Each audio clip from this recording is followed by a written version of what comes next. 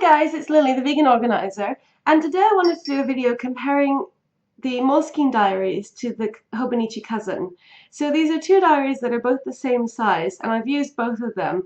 And I actually had a Moleskine diary for, well, I guess a year and 3 months maybe before I switched over to the Hobonichi Cousin. And so I thought it would be interesting to do a little comparison to like kind of show you the pros and cons of both and why I switched over and how it's working.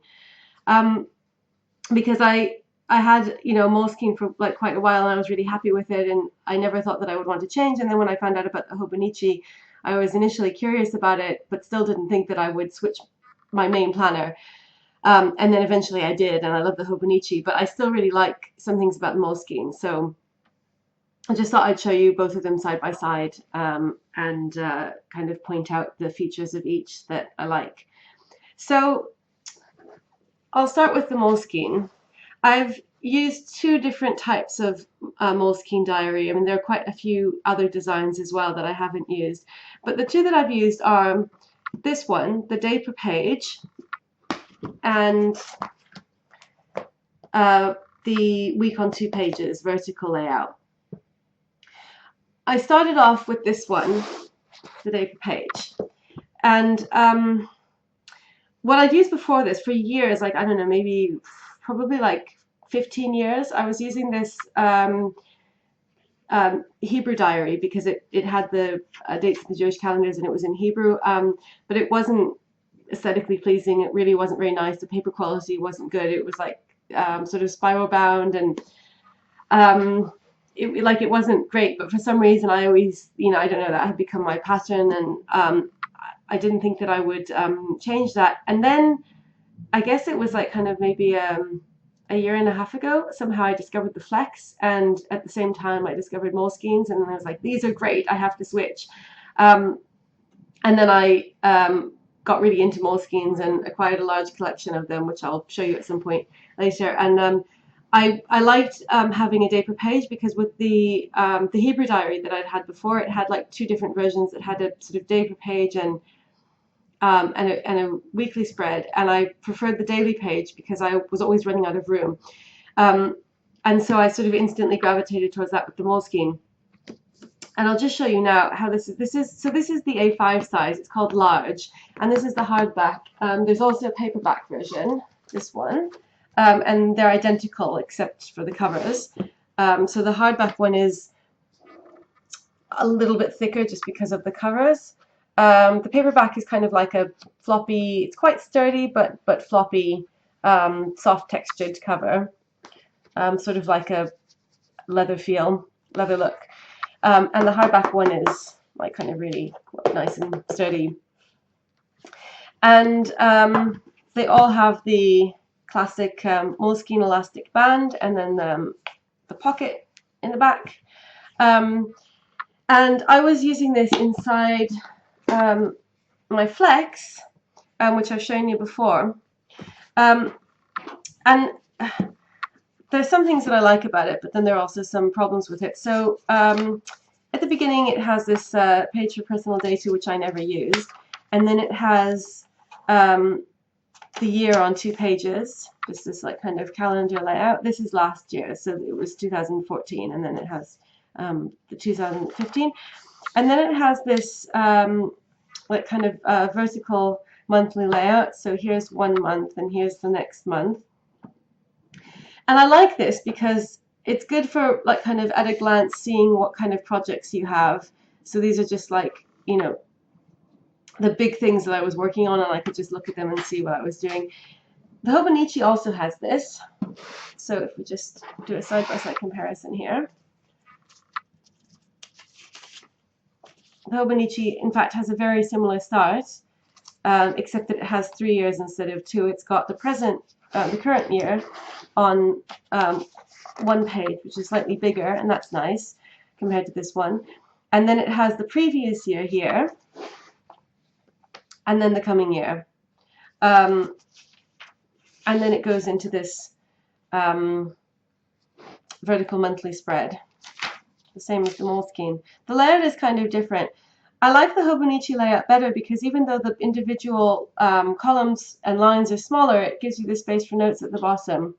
I've only just started using this, obviously, because it starts in April 2014. This is the spring version. The Moleskine obviously only has a January start, but they're both quite similar. Then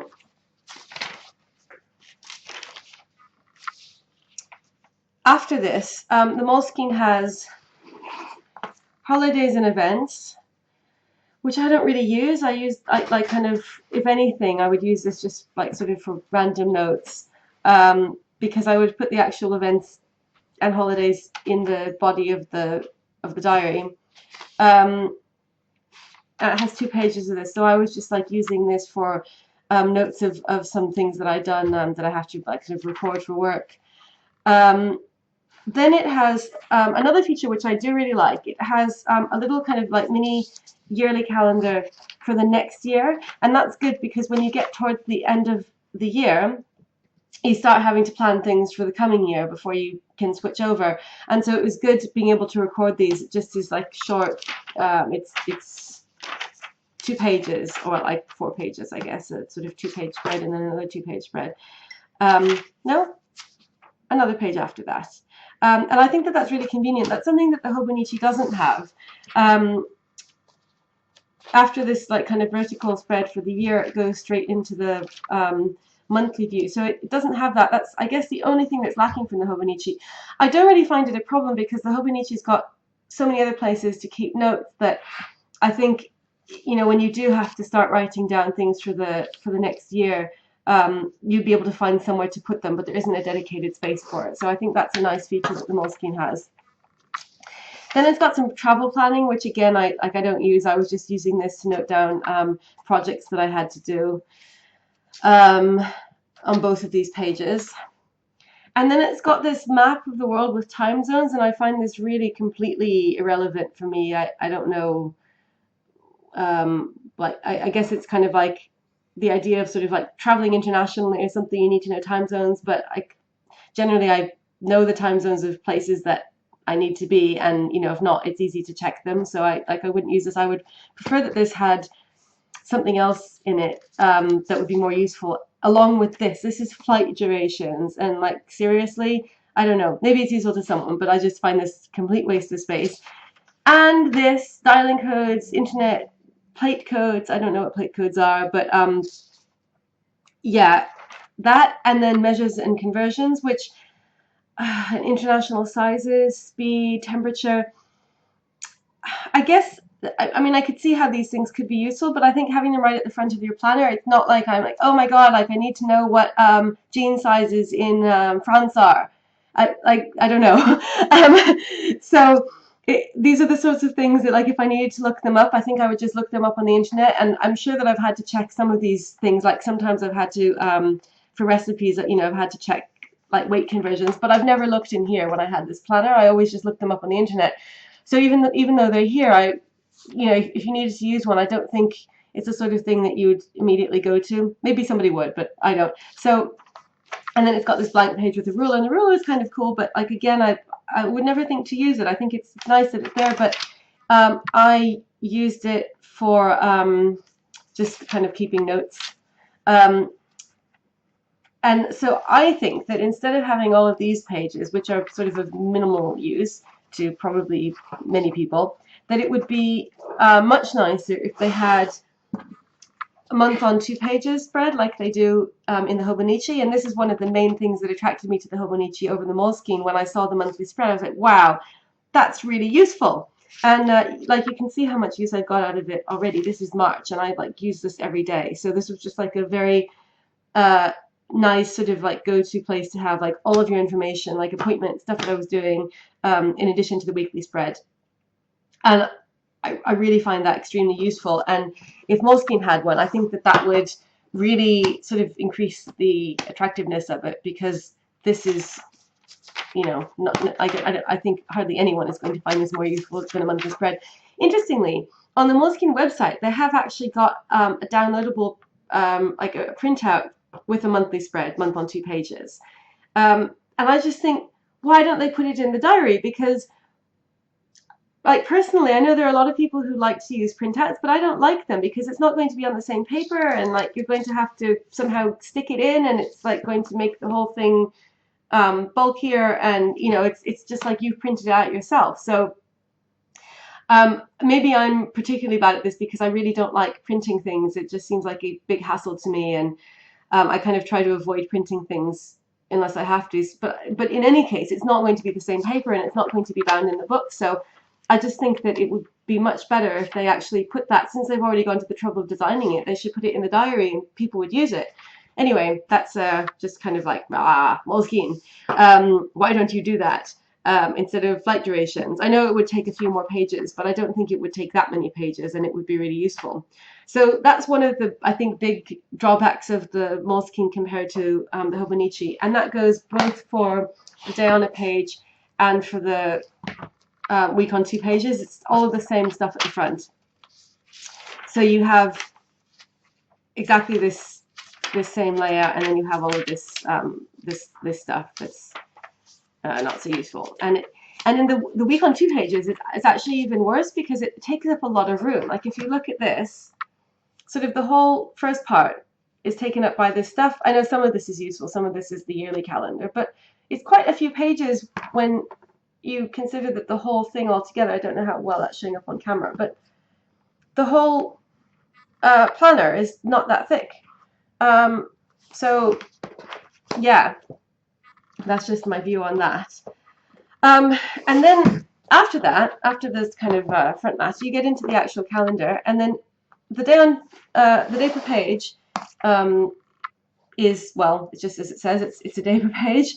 The pages are really nice. I like the paper quality. I know that I've heard a lot of people on YouTube complaining about the paper quality of Moleskine having gone down in the past few years, and I have had a couple of Moleskines where I think that that's true. I have this like small pocket notebook that somebody gave me, and I was really shocked by the paper quality, just not at all being comparable to this. I think that if there's something going on with the paper quality, maybe it's only affecting certain like certain formats, or I can't figure it out. I thought at one point I was thinking that maybe somehow, like in North America, that the factories are different than in Europe, because I know that that often happens. I don't know necessarily about Moleskine, but that's often an issue that, like, you know, the things that you get in Europe are different from the ones that you get in America. And I was hearing people complain about Moleskine, like kind of American channels. So maybe that's something. But this one that I had, I think was, I don't even know how the Moleskine factories work. So maybe that's, you know, completely irrelevant. But definitely there does seem to be variable paper quality and like kind of printing quality. But the diaries, the planners, I think are really nice. The paper quality, it's relatively thick, and it's sort of creamy. It has this nice tone, like kind of off-white. If you compare it to the Hobonichi is lighter. The paper is, you know, kind of the color is lighter, the hue, while still not completely white. And it has a sort of nice grey, understated print tone. And I like the Moleskine font. So you get the day of the week in caps, in big letters, and then you get the month and then the date. And it also gives you the week number at the bottom. So it starts with January. It's like, you know, week 1, and it goes through the year. And then you have times going from 8 a.m. until 8 p.m.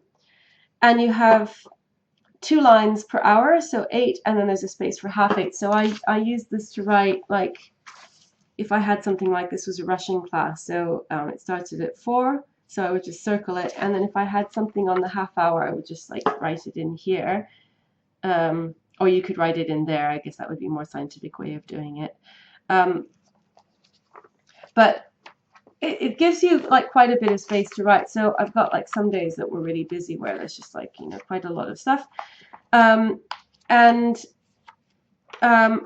guess I never had a problem with it when I was using it, but then after I found out about the Hobonichi, and so if we compare this to the Hobonichi, well,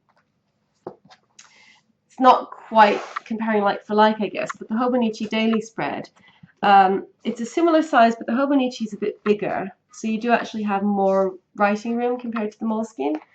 The whole thing is slightly bigger, even though they're both A5 size. They must not be identical.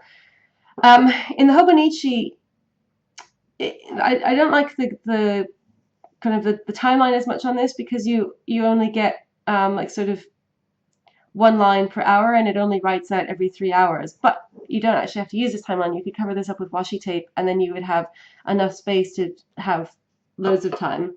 But I think where the Hobonichi timeline really works well is in the weekly spread that you don't have on this, because here you get from 6 a.m. until midnight with 2 lines per hour. So it's exactly the same as this, only somehow they managed to fit in all of this space. And obviously, because this is a week on 2 pages, you don't get as much room as the day per page. But I really like being able to have an overview of the week. This was another thing that drew me to the Hobonichi, because if you compare the two of these in terms of thickness, just do this without the cover. It's basically the same thickness, or the Moleskine is actually even a bit thicker, but this has got so much more in it. The Hobonichi's got the yearly spread, the monthly spread, the weekly spread, and a daily spread, whereas this only has the yearly spread and the daily spread. So you're just getting so much more for the same weight, and you know, the same size. So I think that's one of the like really kind of key features of the Hobonichi that make it very appealing. If we compare the two Moleskines, sorry, I know this video is kind of jumping around a bit, but I can't think of another way to compare all of these 3 different things. Then this is the Moleskine week on 2 pages.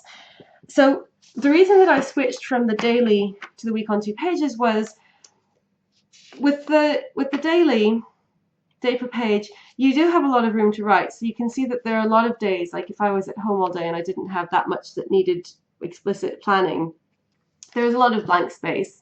But you can't really predict when it will be, because, you know, like sometimes there's a really busy day and then there's like loads of stuff in here. So it's not really very efficient to use this for notes, because it's kind of scattered. So I ended up having to use a separate book, and I've talked about this in another video, my Moleskine setup for 2015. So I had this other book that I was using just for notes, like kind of things that were not specifically time bound, so not like kind of actual sort of day-to-day planning, but anything else. And so there's quite a lot of stuff in here. And I was sort of using this in conjunction with this, and so if you put these together, even though this is a Moleskine volant, it's not that heavy, but just 2 of them, this was so bulky, and I was carrying this around because I was using this for work. So like I was schlepping this around in my bag every day, and I just thought, like, after a year of it, I was just like, I can't do this again. This is too big, and I love my planner, but it's too heavy. So I was looking around for an option, and a friend was using Moleskine Vertical week on 2 pages. So I was like, oh, that looks interesting. And so I switched to this, and I was really excited about it, because I thought, look at this. This is, again, I would still have to use this because it has the same problem of not having any space for notes. But I thought, oh, this will be so much thinner. If you compare it to the Hobonichi,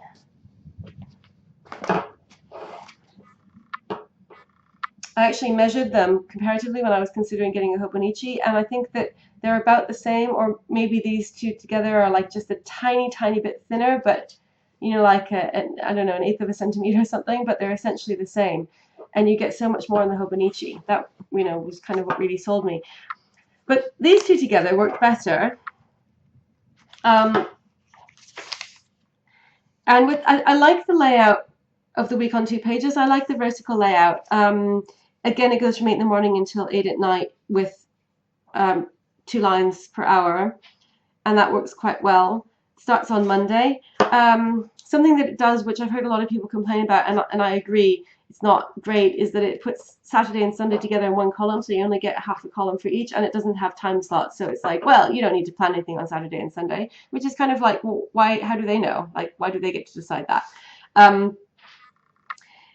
And also it has this gap in the middle, which when I was using it as a planner, I was kind of using it like sort of for extra notes, but it was sort of hard to fit things in because there's no other space dedicated for notes on this. So I'm not really sure why they did this. I guess I can see the reasoning is that like they're thinking maybe this is lunchtime, but I sort of think it would be better for them just to go all the way through, and with this extra space, either leave it for notes at the bottom or else give you some extra hours. So it could go up until like 10 p.m. something instead of 8. Um, so that's sort of an issue. Like when I was using this for planning, it could get really full quite quickly. Um, and then you don't have anything else in the book really. You've got like a couple of pages for notes at the end, but like 3, 4, 5, I think. So not a huge amount. And I don't know if you're like me, you kind of like the precious note paper. There's so little of it that I don't want to use it. So you sort of end up feeling like you have to put something really fabulous on the note pages to, sort of take full advantage of them because there are not very many of them. And then it has got this pocket at the back, which is nice. I think it comes with an address book. I'm not sure about the weekly. The day per page definitely does, and I just got rid of that because I think, like most people, I don't use an address book. So that's kind of another thing that I guess it's like a feature that it has that you don't really need. Yeah. Anyway, so I sort of think this has got some nice features. Mainly, I like the paper quality. And I sort of like the layout aesthetically. I think it looks nice, but in terms of like sort of being able to use it, another problem that I found with this was that there's no space so there's no like kind of division between the days. So that's fine. You can use it. You don't need a division. So like for example, here I've got this. There's no not really a problem, but it's sort of nice psychologically, I think, to feel like you've got a division between the days. So I ended up drawing them in myself, and then at some point I started putting them in with washi tape or like kind of colored pen, which is okay, except that because this is quite small, you end up with even less room. You can write over the washi tape, but it's just not ideal. So compared to that, Hobonichi has just got so much room for everything. If we compare this, the weekly spread, it's just like, you have one column per day. Saturday and Sunday each get their own days, exactly the same as the other days. And then you have space for notes here, so you can put in things like, I don't know, a shopping list or like tasks for the week that you don't have to do on a specific day. And then it's got more room for notes at the bottom. And somehow you would think that it would be smaller and you wouldn't be able to fit as much in. But I've not found that to be true at all. I feel like, I think because the pages are a little bit bigger, you see, I'm not sure how well that shows up, but like I mentioned with the day per page, the pages on the Moleskine, on the Hobonichi are a bit bigger. So you can somehow fit in everything that you can fit in here, and you've got more room, and it's somehow laid out in this nice way, and you've got all of the time from 6 until midnight, and you have these check boxes, which even if you don't use them as check boxes, because I don't usually, I just put in extra things that I have to do here. So you really have a lot more room. And also a nice feature that the Hobonichi has is that it has this little monthly calendar and it shows you the month. So I quite like that. It's not necessary, but it's a nice touch. And it also gives you the week number. So what you've got on the Hobonichi, sorry, I keep mixing them up. What you've got on the Moleskine, when it shows you the week, you have here as well. On the weekly Moleskine, it doesn't give you the month at the top, which I sometimes find a bit confusing, because if I'm looking here and like, what month is it? And the month is down there, so it's not like it's hard, but it's somehow, I think, a bit counterintuitive sometimes to like look down at the bottom, and that's where you'll find your month. Whereas here on the Hobonichi, it tells you here, and you can see it at the top of the page, and it's nice and big. So yeah, I think that those are the main sort of like differences. Oh, another really big thing is obviously the gridded paper. One of the things that I really like about the Hobonichi is the gridded paper. So again, like this is not an essential, but I just think it's so nice. It helps with things like, for example, um, I've been keeping track here of like water, how much water I drink. So like this is a liter, so I can just put it at the bottom of the page, and it fits perfectly into a little grid. So you can make like 1, 2, 3, and also something that's nice about the gridded paper is that it's easy to add in more check boxes, and there's a Hobonichi stencil that does this, which I'll show you in another video when I do an update of my Hobonichi setup. It's very easy to like kind of block off amounts of time because of the grid, so you can like just mark off like here. So this was from 10:30 to 11:30, so you can just go and the grids make it very easy to block off a precise amount of time, whereas with this, you don't have anything like that, so you're sort of left to your own devices, and it can get messier.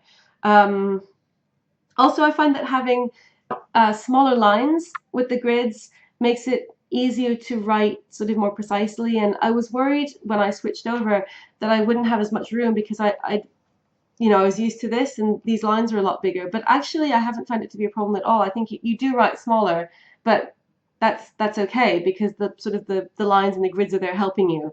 And it's not a problem to read it. It's not like everything is too small. So that's another, I think, nice feature of the Hobonichi.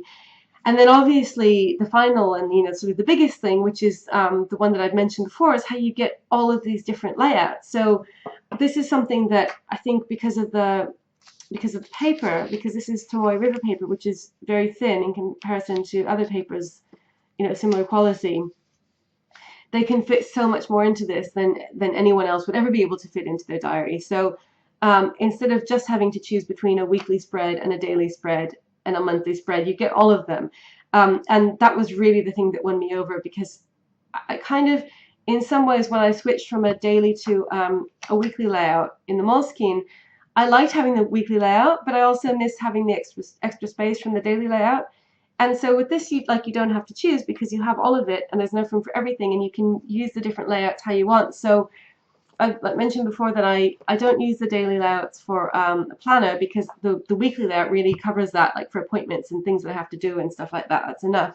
But I use the daily spread for notes, and because I've got so much room, I can write lots of extra notes, like lots more than I ever wrote before, when I sort of felt like I was a bit constrained by only having this, this sort of like small booklet.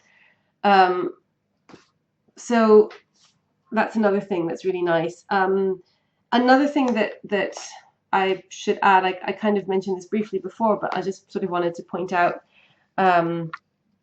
explicitly, is that I think it's just amazing how the Hobonichi doesn't have any of this like useless information at the beginning. It's just so nice how it just starts and it just gives you the information that you need. It's like, here's your year, here's your months, and then it just goes like straight into the monthly view and the weekly view, and then it has this sort of the extras at the back, which I like a lot better. First of all, there's not that much, it's only a few pages, and because the paper is thin, it doesn't feel like it takes up that much space. Like if you compare that to the amount of space that's taken up in the Moleskine by like all of this extra stuff, like the travel thing and everything, it just feels like it takes up a lot more room. And I guess that's not very important, but somehow to me it's something that I notice. It always makes a big difference, because I like being able to look and see, like, I don't know, how much time has gone by since the beginning of the year, and not have to like kind of sort of ignore all of this extraneous like pages with extra information that's nothing to do with the year.